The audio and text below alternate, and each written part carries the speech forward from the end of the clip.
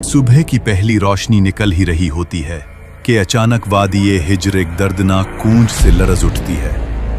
न हवा चलती, न कोई बोलता। अचानक एक पहाड़ी चट्टान बीच से फट जाती है, धूल उठती है, रोशनी निकलती है और अंदर से एक अजीमोशन ऊँटनी निकलती है। लोग कांपकर पीछे हट जाते हैं। किसी ने धीमी आवाज में कहा, ये साले अलैहिस्सलाम का मौजिज़ा है। कौमें आज जब अपने गुरूर और जुल्म की वजह से हलाक हुई तो उनके दरमियान चंद मोमिन लोग, जिन्होंने हजरत हूद अलैहिस्सलाम की बात मानी, अल्लाह ने उन्हें बचा लिया। अजाब के बाद हवा बिल्कुल खामोश थी। वादियों में सिर्फ टूटे हुए घर और हवा में अजाब का धुआं। बचे हुए लोग एक दूसरे को देखते हुए कहते, शुक्र है कि हमने हुद अलैहिस्सलाम की बात मानी। अगर अल्लाह हमें पनाह न देता, हम भी तबाह हो जाते। ये मोमिन लोग वादी आद छोड़कर दूसरी जमीन की तरफ रवाना हुए। सफर लंबा, मुश्किल और दर्दनाक था, मगर उनकी नस्ल को नई जमीन की तलाश थी, पानी, खुशहाली और अमन के लिए। काफिले नज़्द और हिजाज और पहाड़ों को तराश कर घर बनाते थे। उनकी आबादियों में शहनशाही निजाम था। बाजारों में रोशनी, तिजारत, आवाज और रात को मशालों से जगमगाहट। वादियों में बागात थे, खजूरों की मीठी खुशबू, सरसब्ज जमीन। लेकिन फिर नेमतों का शुक्र भूलकर गरूर आ गया। हमने अपनी ताकत और जहानत से ये सब बनाया है। जब ताकत ने गुमराह कर दिया तो उनका दिल सख्त हो गया। पहाड़ों में तराशे हुए बुतों को माबूद बना लिया। अल्लाह को भूलकर कुदरती ताकतों को पुकारने लगे। अये खुदा,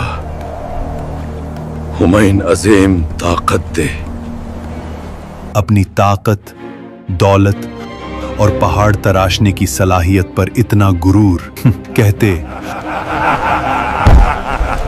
हमसे बड़ा कौन इस दुनिया में। कमजोर लोगों पर जब्र, उनका हक छीना और सरदारों की मर्जी को ही कानून समझना।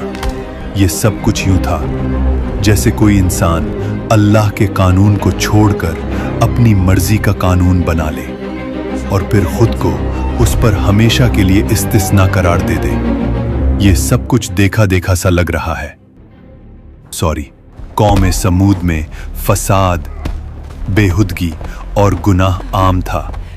उनका जुमला मशहूर था, हम पहाड़ तरश कर घर बना लेते हैं, हमारे सामने कौन टिक पाएगा। वो नेमतों को अपनी ताकत समझने लगे। ये भूल गए कि अल्लाह ही देता है, अल्लाह ही छीन लेता है।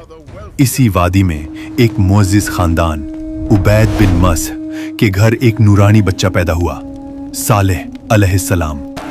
बचपन से ही नरमी, हिकमत, नूर, सोच की गहराई, हक की तरफ दिल का मैल, सब कुछ उनमें नुमाया था।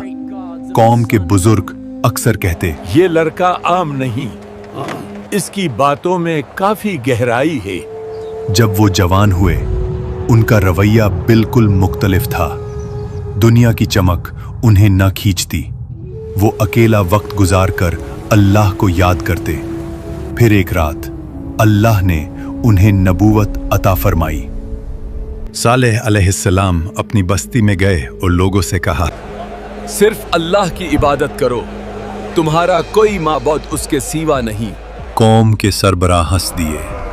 वो कहते, कल तक तू हमारा अक्लमंद दोस्त था, आज हमें हमारे माबूदों से रोक रहा है। हम तो तुझे नेक समझते थे, मगर अब तू हमें उन चीजों से रोक रहा है जो हमारे बाप दादा से चलती आ रही हैं। सालेह अलैहिस्सलाम ने प्यार से समझाया, ये वादी, ये इमारती, ये कुदरत अल्लाह की नेमत है, शुक्र करो, शिर्क मत करो। मगर कौम का जवाब था, बेसबूत बातें न करो। अगर तुम सच्चे नबी हो तो निशानी दिखाओ।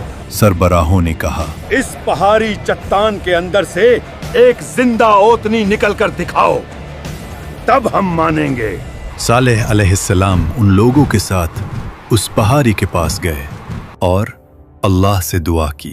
या रब, तू गवाह है, अपनी निशानी जाहिर फरमा। फिर एक लम्हा वाड़ी का रंग बदल गया, पहाड़ बीच से फट गया। रोशनी की लहर ने सबको चौंका दिया और फिर एक अजीम ऊँटनी चट्टान से निकल आई। वो आम ऊँटनी नहीं थी। कुरान में इसे नाकतुल्लाह, अल्लाह की ऊँटनी, और आया एक निशानी कहा गया। उसकी हैबत, उसकी अजीमत, कौम की आंखों ने पहली दफा कुछ ऐसा देखा था। मोजिज़ा यहीं रुकता नहीं था।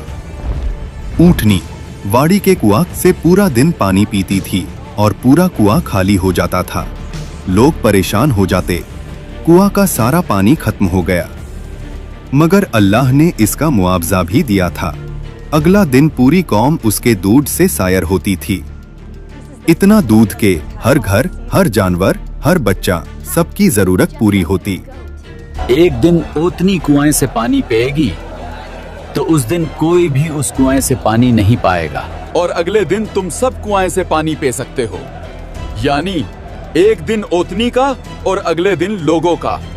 मगर कौम ने इस इम्तिहान को भी बर्दाश्त न किया। सरबराह कहते, तुम्हारी आजादी छीन ली गई है, एक ओतनी हमारे पानी पर हुकूमत करेगी। उनका गुरूर फिर से उभर आया। जब कुछ लोग ईमान, कौम चीख उठी, हमने ऊँटनी को मर डाला, अब सारा पानी हमारा है। यही वो जुर्म था जिस पर अजाब का वादा था। सालेह अलैहिस्सलाम आए, उनका चेहरा पीला, आंखों में आंसू। तुमने क्या कर डाला? अल्लाह की निशानी का कत्ल किया।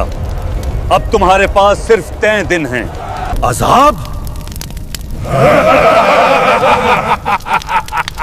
हमें कुछ नजर नहीं आ रहा। मगर फिर अजाब का काउंटडाउन शुरू हुआ। पहला दिन चेहरे जर्द हो गए, दूसरा दिन चेहरे सुर्ख, हवा गरम, आसमान लाल, तीसरा दिन चेहरे सियाह, वादी में मौत की बू, हमसे गलती हो गई।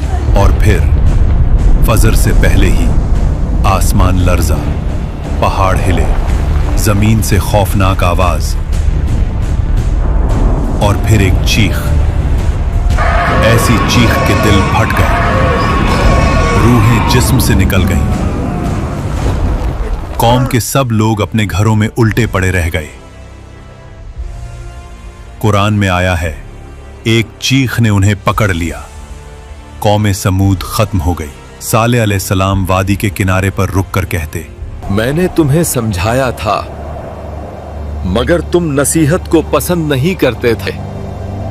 मैदान सालेह आज तक गवाही देती है कि जब अल्लाह की निशानी का इनकार हो तो कौमें इमारतों से नहीं बचती, ईमान से बचती हैं।